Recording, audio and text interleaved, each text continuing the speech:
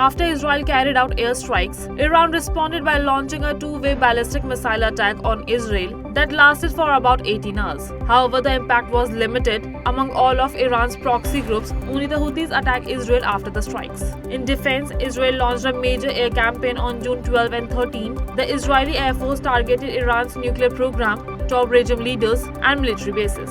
Key sites like Natanz and Isfahan, where uranium enrichment take place, were struck to slow down Iran's nuclear progress. Meanwhile, the US President Donald Trump supported Israel, warning Iran and sending a Navy ship to assist. In response, Iran walked away from nuclear talks with the US.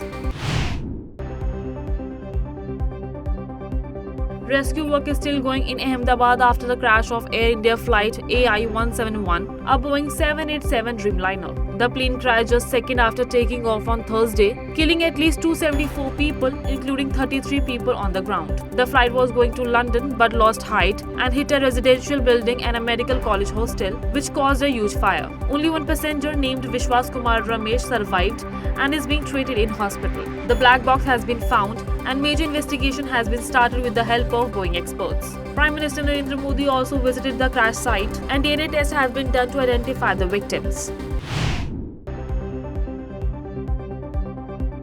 Boeing CEO Kelly Ortberg has cancelled his appearance at the Paris Air Show, scheduled for June 16 to 20, following the devastating crash of Air India Boeing 787 that killed 274 people in Ahmedabad. Marking the deadliest aviation disaster in a decade, GE Aerospace also postponed its Investor Day as both companies focus on supporting investigation efforts and affected customers. Los Angeles remained tense as anti-deportation protests entered the second week. President Trump has deployed the National Guards and Marines to protect federal buildings. Despite legal challenges, the troops stayed. Many downtown shops closed early. A curfew is in place. Most protests are peaceful, though some have leads to arrest. In a major public fight, Elon Musk and President Donald Trump argued over Trump's big move. Musk criticized the bill, calling it tax cuts and spending careless. The argument happened on social media platform X and Social Truth. It shook the stock market, causing Tesla's value to drop by $150 billion.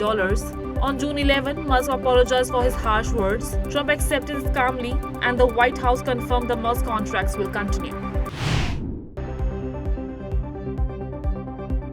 External Affairs Minister S. Jaishankar completed his visit to France and Belgium from June 8 to 14 to strengthen India's strategic relationship with Europe.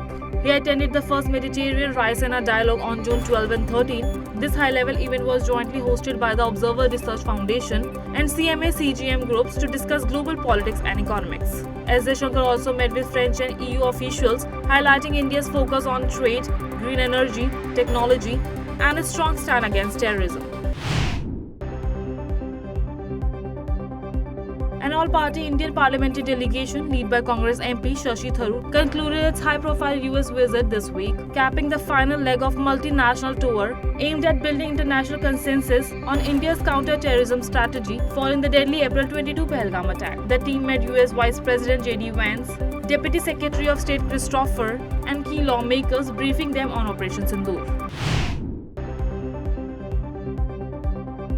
Prime Minister Narendra Modi will visit Cyprus, Canada, and Croatia this month.